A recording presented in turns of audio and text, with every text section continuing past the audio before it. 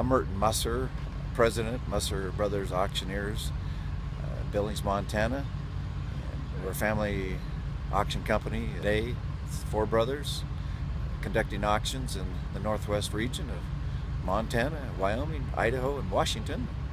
We're here today at Whirling Interest, and so we have a full line of equipment that we're going to sell today, and a beautiful day we have here in Washakie County, Wyoming. I'm at 25 now, $50 here now, $50 bid to 58 a bomb there, $50 here now, 75. At 75 here now, 75 now, $100 here. Hit 125, 125, $125 now, 25, 125. Hit 100 bid now, 25 now, 50, 150. Hit 40 now, 40. Now 40, 40 now, 50. 40 now, $50 here now, 40 now, 15, 50. 40 now, 50. Choice it is 60. Hit 50 now, 60, 60, 60, a bomb there, 50, 60.